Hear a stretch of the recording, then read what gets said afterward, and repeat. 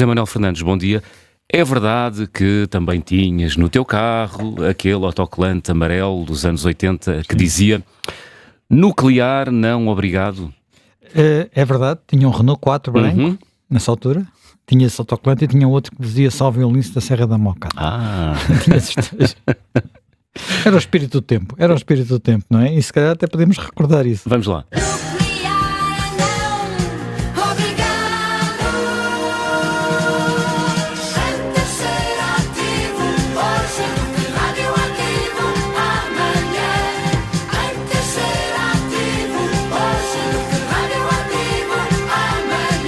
Há que ser, como é que é? Ativo hoje, radioativo amanhã. Não.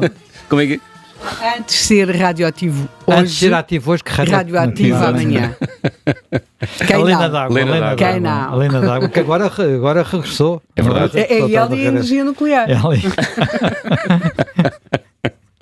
Bem, de facto... Portanto, eras um ativista contra a energia nuclear nos anos 80. Era uma coisa que, enfim, o nuclear sempre foi uma forma de energia que no início foi vista como um grande avanço tecnológico, mas muito rapidamente suscitou medos, pânicos, reservas. Porquê?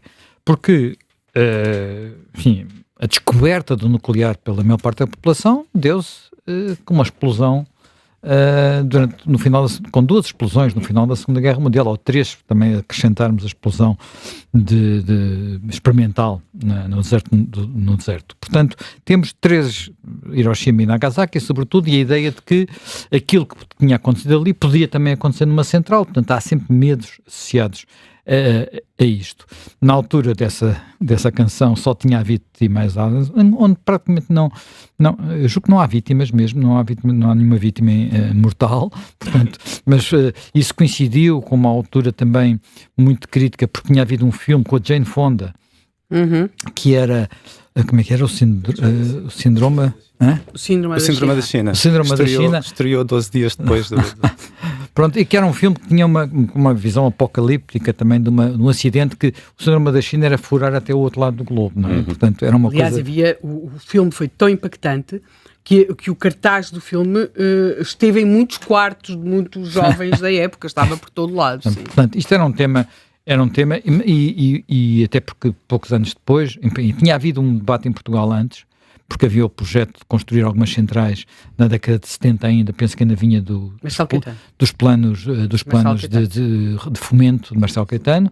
Um deles era em Peniche, e houve lá perto de Peniche, Ferrel, uma aldeia de Ferrel. Eu nunca não sei exatamente onde fica Ferrel, sei que é ao pé de Peniche.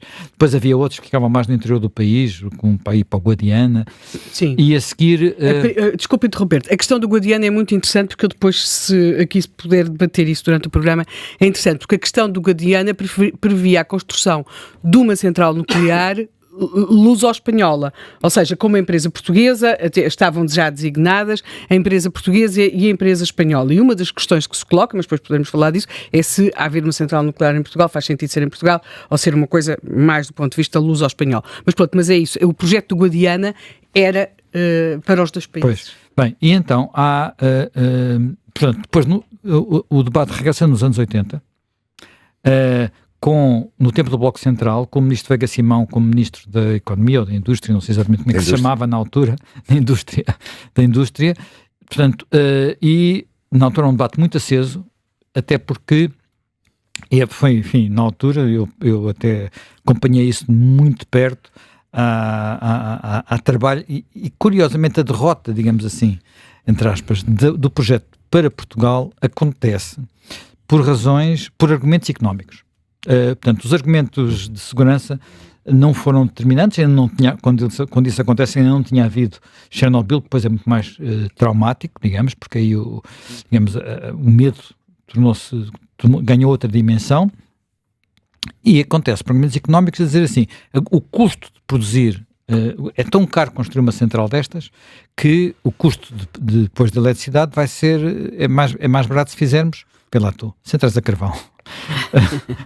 Portanto, já era na altura muito... Portanto, tinha a ver com o preço dos combustíveis. Na altura nós tínhamos centrais foi a óleo, portanto o petróleo estava muito caro, tinha havido dois choques petrolíferos, o carvão estava mais barato e, portanto, construíram-se duas grandes centrais, que fecharam as duas, uma em Sines e outra, que é mais recente, no Pego, ali perto de Abrantes. Portanto, mas vê como as coisas mudam, não é? Portanto, estamos ali entre 82 e 83.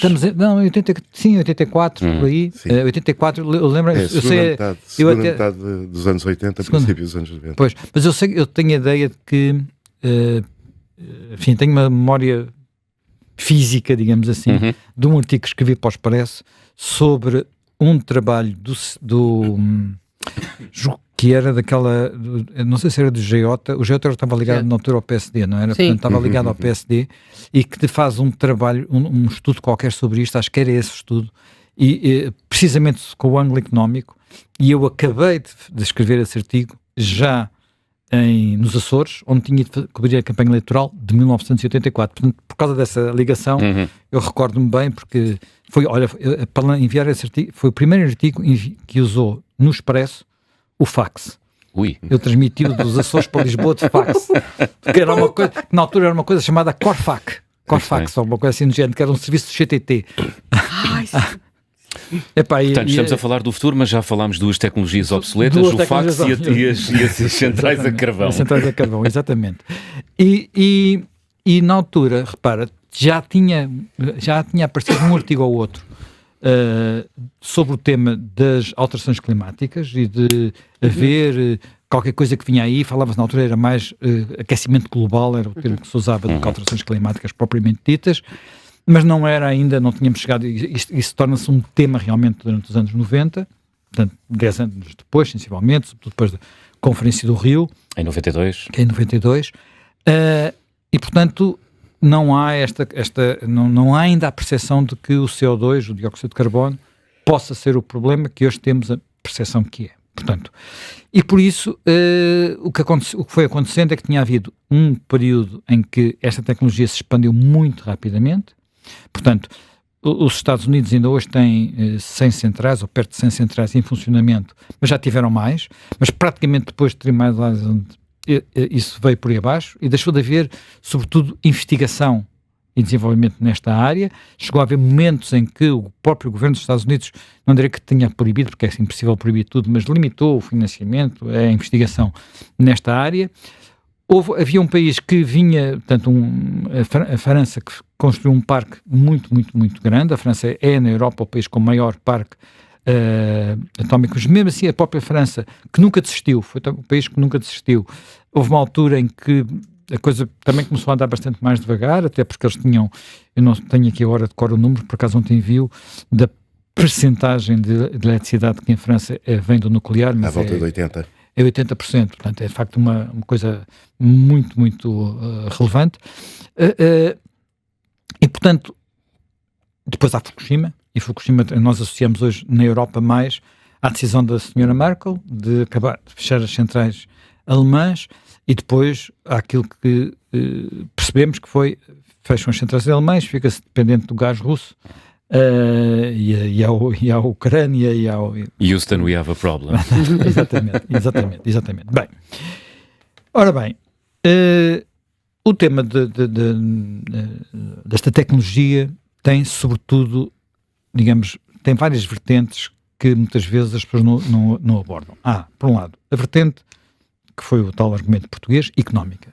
Construir uma central nuclear é muito caro, já vamos voltar a ele. Depois há o tema da segurança. Isto há acidentes, os acidentes são muito perigosos.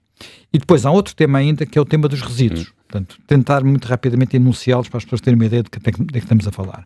Portanto, o problema do tema económico. De facto, o modelo que foi sendo adotado no mundo, e na maior parte dos países desenvolvidos, foi construir grandes centrais, com um investimento muito, naturalmente, muito pesado. Até porque, conforme cada vez que havia um incidente ou um acidente, as normas de segurança iam se tornando mais apertadas, a tecnologia, portanto, havia... e isso foi tornando aquela tecnologia não... Quer dizer, vamos lá ver, o combustível é muito barato, é abundante e barato, não tem uma capacidade, digamos, de produzir calor. A nossa preocupação sempre nestes casos é ter uma turbina, porque a turbina depois é que gera eletricidade. Portanto, enfim, No energia solar não é uma turbina, é de outra forma. Mas no resto, mesmo a própria energia eólica, é uma turbina que gera eletricidade. No caso de quase todas as outras centrais, quase todas, por exemplo, o que temos numa barragem também são turbinas, portanto, a água passa, põe aquilo a girar. No caso das centrais térmicas, portanto, em que há calor, sejam gás, sejam nucleares, é uma espécie de caldeira que gera vapor e o vapor faz funcionar a turbina, da turbina sai eletricidade. Pronto, assim de uma forma muito simples para quem não esteja minimamente introduzido a este tema. Portanto, o problema era que tanto tentar fazer centrais cada vez maiores, cada vez mais caras e, portanto, isso foi limitando um pouco o desenvolvimento desta tecnologia. E ela, neste momento, e este aspecto, eu acho que é um aspecto que tem importância geopolítica, digamos assim. Tu falaste há pouco que havia 40 países a fazer estes investimentos. No total, segundo aquilo que eu vi ontem no relatório, penso que foi no relatório da Agência Internacional de Energia, há 52 reatores a serem neste momento construídos. Portanto, este é um relatório da semana passada, portanto os números são atualizados. Portanto, e isto são desde 2017 até agora. Portanto, é o número de... Só que... E sobretudo na Ásia, não é? Sim, um pouco por todo mundo, mas sobretudo na Ásia e também alguns em África e no Médio Oriente. E a maior parte deles é na China, não é? Mas 25 são tecnologia chinesa, 23 tecnologia russa. E a pessoa interroga-se o que aconteceu às outras tecnologias. Portanto, o que sobra aqui, portanto, fazendo a soma, sobram 4 que não serão destas tecnologias. Eu penso que serão francesa ou apenas os franceses. Há 2 franceses. 2 franceses, pronto. Portanto, temos aqui já 2 convidados no estúdio que são 2 especialistas, portanto, já iremos ver isto com mais detalhe. Portanto, ora bem, nós temos este problema que é parámos o desenvolvimento nos países ocidentais e, portanto, na prática, isto foi um mercado que ficou para 2 regimes que nós não apreciamos particularmente. Portanto, será que eles fazem só isso porque não têm nenhum respeito pela vida dos seus cidadãos? Bem, a verdade é que a evolução... Houve 3 acidentes, se somarmos o número de mortes de todos eles, é quase, mesmo considerando Chernobyl, que é o pior de todos, estamos a falar de um número de mortes muito insignificante. Por exemplo, no de Fukushima é mais o pânico que gera as mortes do que o acidente propriamente dito, não é? Portanto, mas seja lá como for, isto psicologicamente e politicamente torna o tema completamente... Depois há o problema da economia. Portanto, nos Estados Unidos, vamos lá ver, eles fazem sempre contas, não é? Portanto, e isto é investimento privado. A maior parte das centrais são centrais eles chamam utilities, não é? Portanto, que é e que são investimentos privados e de vez em quando, portanto, isto desapareceu porque não se tornou, durante muito tempo, não era rentável. Portanto, agora há um certo regresso a isto, não só porque há uma procura maior de eletricidade, e repara, alguns dos investidores que estão inclusivamente a comprar Three Mile Island são tecnológicas. Google e Amazon. Porque precisam de... Portanto, os centros de dados, designadamente os centros necessários para desenvolver inteligência artificial, necessitam de imensa energia. E nós não podemos ter sol na eira e chuva no nabal. Portanto, nós tivemos este problema cá ou ainda temos, não sei como é que está exatamente o tema, este problema cá em Portugal, porque se construir aquele centro de dados em Sines, e para alimentar esse centro de dados era preciso, neste caso não era uma central nuclear, era uma grande central hidrogênio, e de repente eu descobri que havia ambientalistas que queriam defender eucaliptos. Porque aquilo ia ser construído numa zona de um eucaliptal e de repente havia... não, também são árvores. Portanto, então, o que é que nós queremos? Quer dizer, queremos energia renovável, queremos eucaliptos, queremos... Quer dizer, isto depois a certa altura não bate certo, a gente não pode ter tudo ao mesmo tempo, não é? Portanto, há aqui opções que têm que ser feitas. Portanto, temos o segundo tema que é, será que o tema do custo vamos conseguir diminuí-lo? Até porque agora há um caminho que são centrais mais pequenas e, portanto, inclusivamente quase que pré-fabricadas, portanto, fabricadas em fábricas, digamos assim, portanto, tornam o custo... Em módulos. Quase, não é? E, sobretudo, há aqui uma coisa que é muito importante. Se nós deixarmos de fabricar, o segredo sobretudo da França, para ter tantas centrais e ter sido tão competitivo, é que eles tinham modelos que depois, a primeira é muito cara, porque há muitas coisas que um projeto é uma coisa, construir é outra, a segunda já não sei o quê, e depois poder ir para diante já sabe como é que se faz e os custos vêm por aí abaixo, não é? Portanto, quando se deixa de construir e volta a construir, se vai para modelos novos, e hoje há modelos que são muito diferentes dos que, por exemplo, Chernobyl, o tipo de tecnologia já evoluiu. Naturalmente as primeiras são muito caras e, por exemplo, o que a França fez e que a Finlândia fez, o custo, a diferença entre o custo de projeto e o custo final é várias vezes, não é o dobro, é várias vezes. Pronto, e isso coloca, assusta os países, assusta uma coisa, e no caso concreto de Portugal, desaconselham-nos absolutamente nós queremos ser líderes de uma coisa dessas. Portanto, no caso de Portugal, acho que é um tema que nem se deve... Há uma forte tradição para derrapar, não é? Há uma forte tradição para derrapar. Depois temos o tema dos resíduos, que é um tema muito... Quer dizer, para mim durante muito tempo foi o tema mais complicado. Dizem-me que já está, apesar de tudo, bastante evoluído e que é possível ir resolvendo. O tema dos resíduos tem...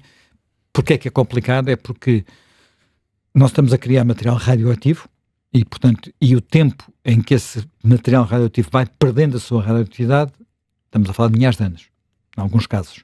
E, portanto, onde é que se guarda uma coisa que é radioativa durante milhares de anos? Portanto, isso como é que se protege, como é que isso fica garantido?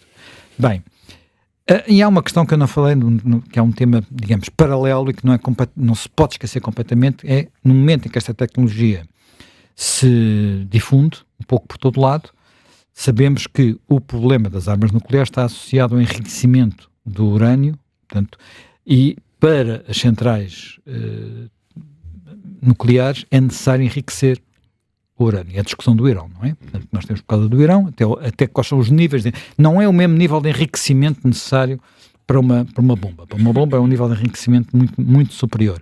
Mas a tecnologia é a mesma. Portanto, estamos a disseminar uma tecnologia que, em momentos de instabilidade política, pode levar à criação daquela arma que toda a gente receia. Agora, só para terminar, porque não queria estar a ocupar demasiado tempo, queria só também situar um outro tema que eu acho que também é relevante. Nós estamos a falar de uma tecnologia que ajuda a resolver o problema da produção de eletricidade. A produção de eletricidade depende e quando nós falamos de energias renováveis, por regra estamos a falar de eletricidade. Quer dizer, há situações um pouco diferentes, mas basicamente é disso que estamos a falar.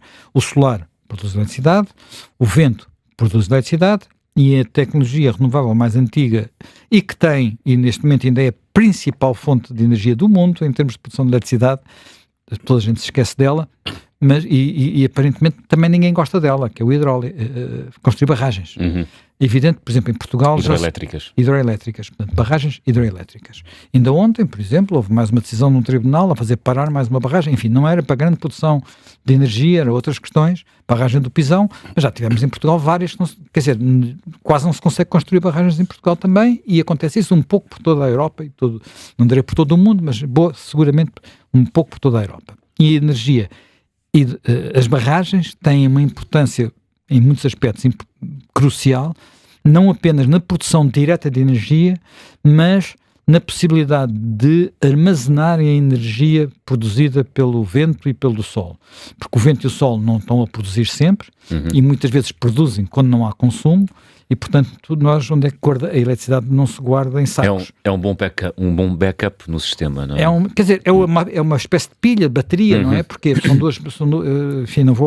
são duas barragens, umas a seguir à outra, quando é necessário produzir, liga-se a barragem, a água vem para baixo, encaixa na outra e depois chupa-se para cima com o vento que houver de noite ou com o sol que houver de dia, enfim, com aquilo que for preciso. Portanto, isto é um sistema integrado e às vezes tem muitos elementos e complicados. Seja lá como for, há aqui uma coisa muito importante. A eletricidade, 80% do consumo de energia primária são combustíveis fósseis ainda. E em alguns casos é muito, muito difícil substituí-los apenas por eletricidade, que é a forma mais simpática de ter... Nós consumimos energia, não é? É mais simpático ter uma placa de indução ou ter uma bomba de calor do que ter uma caldeira a gasóleo digamos, um forno, um fogão a gás, apesar de haver pessoas, eu ouvi dizer que há pessoas que não gostam muito de cozinhar a gás. Se tentares fazer arroz, percebes que é mais fácil cozinhar com gás. Eu não cozinho, eu não tenho gás em casa porque tive 4 filhos e, portanto, não saía sossegada. Mas há determinados pontos de arroz que é mais fácil fazer Admito gás. Que sim, porque o gás controla-se porventura melhor o calor. Sim, atinge. Mas quem teve 4 filhos e queria às vezes sair de casa e deixá-los em casa, quando adolescentes, percebe que é um grande sossego, não tem gás. E agora, só para terminar, há alguns, digamos, materiais que nós não conseguimos dissociar, não é apenas da nossa civilização, é daquilo que é a vida hoje da humanidade, para cuja produção ainda não temos tecnologia que permita dispensar o uso de combustíveis fósseis. Falo do aço, por causa da temperatura que tem que ser produzido o aço, falo do cimento, falo de uma coisa que talvez porventura aí é como matéria-prima e talvez se encontrem mais facilmente substitutos, que são os plásticos, e nós sabemos que aí temos outro tipo de problemas, mas sobretudo falo de uma coisa que ninguém fala habitualmente e que a maior parte das pessoas, se eu disser assim o nome, nem percebem bem do que é que estou a falar, que é a amónia. Isso. A amónia. Os 4 pilares do Václav Smil. Exatamente. A amónia, já aqui penso que até foi o Henrique Pereira dos Santos, disse que era a maior invenção de todos os tempos. A amónia, aquilo que permite fazer adubos. E sem, ou melhor, sim, é o material base. E sem isso, dos atuais, não sei quantos milhões, 1.000 milhões, são 10 mil milhões para aí de habitantes do planeta, 4 mil milhões não tinham que comer. Não é terem fome, não teriam que comer. Portanto, nós precisamos daquilo para alimentar praticamente metade da humanidade. Portanto, e não há forma fácil quer dizer, não se consegue dizer, eu atualmente uso combustíveis fósseis e a seguir passo a usar a eletricidade e resolvo o problema. Não temos tecnologia ainda para isso e temos de ter também noção disso. Isto, é evidente, não tem muito a ver com a discussão de hoje, por exemplo, de falar da nuclear. A única coisa que falta aqui referir, apenas como para lançar o problema, é nós sempre que estamos a falar de uma energia com radioatividade, perigos, não é? Estamos a falar de chamada fissão nuclear. A fissão nuclear é a mesma tecnologia da bomba de Hiroshima, por aí adiante, que é partir átomos pesados, urânio, parti-los e através disso liberta-se energia, a energia é calor, o calor aquece a água vai para... para a tal turbina. Portanto, gera vapor, o vapor sob pressão vai para a tal turbina, é isto assim que funciona. Há um sonho que não se conseguiu lá chegar, mas temos hoje aqui um professor do técnico que até especialista nisso. Não, do técnico não. Não é do técnico. Mas é doutorado em fusão nuclear. Que é a fusão nuclear, que é, digamos assim, a tecnologia das estrelas, não é? Portanto, só que aí ao contrário, em vez de estarmos a separar, partir um átomo, estamos a juntar a matéria-prima dos átomos, que são protões, e com isso também a libertar energia. Só que aí não se viu, ainda não há maneira, já se conseguiu em laboratórios experimentais, só com investimento de energia para conseguir a libertação, neste momento ainda é desfavorável, é preciso mais energia do que aquela que depois se retira. Portanto, temos aqui um sonho e não haverá, provavelmente precisaremos, mesmo que conseguimos lá chegar, em termos tecnológicos, precisamos de... Desmita-me se eu estiver a dizer algum disparate, mas penso que é décadas. Não estamos a falar de meia dúzia de anos. Não é uma coisa que se resolve em meia dúzia de anos, é décadas. Portanto, Luís Guimarães diz que sim com a cabeça. Portanto, estes são, enfim, eu enunciei basicamente os problemas e a questão e a razão porque hoje, com esta pressão que existe, há igualmente pressão para regressar a uma tecnologia que no Ocidente foi praticamente abandonada. Portanto, e em alguns casos já não é fácil de retomar, por exemplo, agora na Alemanha, a CDU, os herdeiros da Merkel, ainda colocaram a hipótese de reavivar as centrais que tinham sido fechadas, foram fechadas em 2023 e foi adiado o fecho das últimas por causa da guerra da Ucrânia, só que entretanto já foi desmantelado, grande parte daquilo, e que já não dá para ligar outra vez, digamos assim. E portanto temos aqui algo em que se confronta, por um lado, salvar o planeta das alterações climáticas, do aquecimento global, enfim, do que quisermos, e usarmos uma tecnologia que tem, naturalmente, riscos, mas que há quem, quer dizer, racionalmente, porventura tem menos riscos, muito menos riscos que outras tecnologias que tenhamos usado. Nós não temos noção que, e a China ainda tem imensas, ainda continua a construir, que na produção de eletricidade o carvão tem um peso enorme e que uma central a carvão também gera material radioativo.